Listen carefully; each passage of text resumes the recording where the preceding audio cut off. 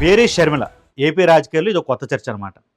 నిజానికి మన ఇంట్లో మనం ఉన్నప్పుడు ఎవరన్నా ఏదైనా చిన్న దాడికి ప్రయత్నించినా, లేకపోతే దాని మీద ఎవరైనా గొడవకొచ్చినా వెంటనే అలర్ట్ అయిపోతాం కదా! ఇంటి పెద్ద ఎవరైతే ఉన్నారో వాళ్ళందరూ కూడా ఇమ్మీడియేట్‌గా అలర్ట్ అయిపోతారు. దూరంగా ఉన్న వెంటనే వచ్చేస్తారు. కానీ కాంగ్రెస్ పార్టీకి రాష్ట్ర అధ్యక్షురాలుగా ఉంటూ, ఏపీ పీసీసీ ప్రెసిడెంట్‌గా ఉంటూ, తన సొంత పార్టీ ఆఫీస్ మీద దాడి జరిగే ఒక ప్రయత్నం జరిగిందనేది ఆల్రెడీ కాంగ్రెస్ పార్టీ వాళ్ళు చెప్తూ వస్తున్నారు కదా! అలాంటిది బీజేపీ కార్యకర్తలు దాడి చేశారంటూ వస్తున్న వార్తలు వింటున్నా కూడా ఆవిడ ఇంతవరకు అసలు విజయవాడ వచ్చింది లేదు. ఇంత పెద్ద ఇష్యూ జరిగినప్పుడు ఏమైపోయారు? ఎందుకంటే మొన్న ఆల్రెడీ జంతర్ మంతర్ దగ్గర రాహుల్ గాంధీని అరెస్ట్ చేసి తీసుకెళ్తున్న విజువల్స్ ఎంత వైరల్ అయ్యో చూసాం. ఆ టైంలో అన్ని చోట్ల నుంచి కూడా దేశవ్యాప్తంగా అన్ని చోట్ల నుంచి కాంగ్రెస్ పార్టీ నాయకులు రోడ్డు మీదకి వచ్చారు. ఇక్కడ పీసీసీ ప్రెసిడెంట్‌గా ఉన్న షర్మిల ఒక ట్వీట్ పెట్టి వదిలేసారు తప్ప, అంటే సోషల్ మీడియాలో పోస్ట్ పెట్టి వదిలేసారు తప్ప దాన్ని ఖండిస్తూ ఆవిడొచ్చి ఇక్కడ పార్టీ ఆఫీస్ దగ్గర నిరసన చేయడం గానీ ఇలాంటిది ఏమీ లేదనమాట. ఏదైనా కార్యక్రమం ప్రెస్ మీట్ పెట్టడం ఇలాంటివి ఏది కూడా చేయలేదు. పైపెచ్చు ఈ రాహుల్ గాంధీ ధర్నాకి వ్యతిరేకంగా మొత్తం బీజేపీకి సంబంధించిన నేతలందరూ అన్ని రాష్ట్రాల్లో వాళ్ళు కూడా వాళ్ళ వైపు కౌంటర్ అటాక్ స్టార్ట్ చేశారు. వాళ్ళు నిరసనలకు దిగారు. ఏపీ బీజేపీ చీఫ్ ఎవరైతే ఉన్నారో మాధవ్, ఆయన కూడా ఏలూరు రోడ్లో, విజయవాడ ఏలూరు రోడ్లో ఆయన కూడా పెద్ద ధర్నా నిర్వహించారు. ఆ టైంలో బీజేపీ కార్యకర్తలు కాంగ్రెస్ పార్టీ ఆఫీస్లోకి, ఆంధ్రరత్న భవనం విజయవాడలో ఉంటుంది కదా, దాంట్లో దూసుకెళ్లే ప్రయత్నం చేశారు.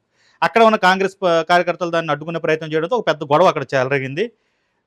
కర్రలతో కొట్టుకున్న విజువల్స్ కూడా మనం చూడొచ్చు. అప్పట్లో బాగా వైరల్ అయ్యాయి 3 రోజుల క్రితం.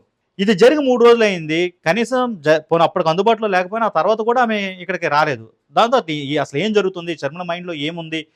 హైకమాండ్ మీద అలకబూనారా? లేకుంటే హైకమాండే ఆమెను మోసం చేసిందా? ఇలాంటి అంశాల మీద రకరకాల చర్చలు జరుగుతున్నాయి. అసలు ఏం జరిగిందంటే మనకున్న సమాచారం మేరకు, అంటే కాంగ్రెస్ పార్టీకి సంబంధించినటువంటి కాస్త విశ్వసనీయ సమాచారం ప్రకారం ఏంటంటే, ఆమె కాంగ్రెస్ పార్టీలో చేరే టైంలోనే ఖచ్చితంగా రాజ్యసభ ఎప్పుడు వీలైతే అప్పుడు, అంటే ఇమీడియట్‌గా ఎప్పుడైతే రాజ్యసభ ఎక్స్‌పెన్షన్ జరుగుతుందో, లేకపోతే రాజ్యసభ సీట్లకి సంబంధించినటువంటి మార్పులు జరుగుతాయో ఆ టైంలో ఖచ్చితంగా ఆమెకు సీటు ఇస్తాము మేము కాంగ్రెస్ పార్టీ తరఫున అని చెప్పి ఒక హామీ అయితే ఇచ్చారు. కానీ నిజంగా అలాంటి తరుణం వచ్చిన టైంలో ఆమెను పక్కన పెట్టేసి కర్ణాటక నుంచి మరొకరికి ఇచ్చారనేది ఒక పెద్ద ప్రచారం అయితే సాగుతుంది. ఆ క్షణం నుంచి ఆమె విజయవాడ రావడం మానేశారు. అంతకుముందు ప్రతి చిన్నదానికి కూడా ఆమె ఖచ్చితంగా ఇక్కడికి వచ్చి పార్టీ తరఫున తమ వాయిస్ వినిపించడమో, లేకపోతే ఒక చిన్న కార్యక్రమంలో పాల్గొనడమో, అది కూడా లేకపోతే ప్రెస్ మీట్ పెట్టి వెళ్ళిపోవడం, ఇలాంటివి ఏదో చేస్తూ ఉండేవారు. ఇక్కడ ఒక ఇల్లు కొనుక్కుంటున్నాను, దాంట్లో ఎక్కడి నుంచే రాజకీయం నడిపిస్తానని కూడా అప్పట్లో బాగా ప్రచారం చేశారు. కానీ ఇప్పుడు అంతా కాస్త దూరంగా ఉంటూ వస్తున్నారు, అంటి ముట్టినట్టే వ్యవహరిస్తున్నారు. మెయిన్ తను మోసపోయిననే ఫీలింగే ఎక్కువగా ఉంది ఆమెలో అనేది ఆమె వర్గం మనుషులు చెప్తున్నటువంటి వివరణ అనమాట. రాజ్యసభ సీట్ ఇస్తామని మోసం చేశారని. అయితే దానికి సంబంధించి కూడా ఆవిడ ఒక పోస్ట్ అయితే పెట్టారు.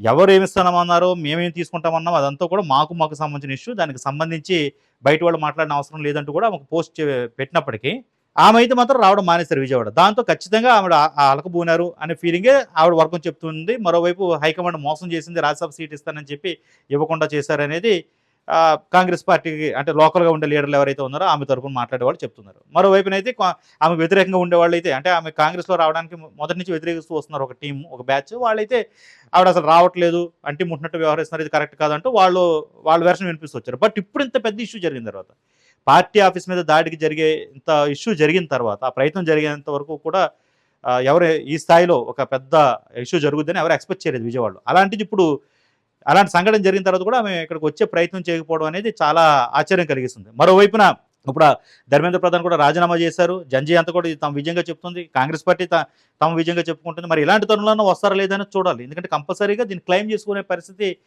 కాంగ్రెస్ పార్టీకి ఒక అవకాశం కింద వచ్చిందనే చెప్పాలి. బట్ అయినప్పటికీ మరి ఆమె వస్తారా లేరా అనేది ఇప్పుడు పెద్ద చర్చనైతే రేపుతుందనమాట. బట్ ఏమైనప్పటికీ అంత పెద్ద లెగసీ ఉన్న ఒక లీడర్, వైఎస్ షర్మిల స్థాయి లీడర్ ఇక్కడికి రాకపోవడం, ఇలాంటి సంఘటనలు జరుగుతున్నప్పుడు, ముఖ్యంగా తను పీసీసీ ప్రెసిడెంట్‌గా ఉండగా పార్టీ ఆఫీస్ మీద దాడి జరిగింది అంటూ జరుగుతున్న ఒక నెరేటివ్ ఏదైతే ఉందో, అలాంటి తరుణంలో ఆమె లేకపోవడం, ఆ తర్వాత జరిగిన 3 రోజుల వరకు కూడా ఆమె కనపడకపోవడం అనేది ఖచ్చితంగా రాజకీయాల్లో ఒక పెద్ద చర్చగానే మారుతుంది. మరోవైపున కాంగ్రెస్ పార్టీకి సంబంధించిన వాళ్ళు, యూత్ కాంగ్రెస్ వీళ్ళందరూ కూడా ఈవెన్ ఈరోజు శనివారం, ఈరోజు కూడా వాళ్ళు ధర్నా చౌక్‌లో, విజయవాడ ధర్నా చౌక్‌లో వాళ్ళు ధర్నా నిర్వహించారు. అయినప్పటికి కూడా ఆమె ఇక్కడికి రాలేదు. సో ఇవన్నీ చూస్తూ ఉంటే ఖచ్చితంగా ఆమె మనసులో ఏదో ఉంది, హైకమాండ్ మీద అలకబూనారనే ఫీలింగే ఎక్కువగా జనాల్లోకి వెళుతుంది. మరి దీని అంతటి కూడా ఆమె చెక్ పెడతారో లేదో చూడాలి. ఆమె మళ్ళీ విజయవాడ వచ్చి ఒక ప్రెస్ మీట్ లాంటిదో, లేకపోతే ఏదైనా కార్యక్రమంలో పాల్గొనడం లాంటిది చేస్తే తప్ప ఈ పుకార్లో లేదా ఆరోపణలో, విమర్శలు వీటికైతే చెక్ పడదు.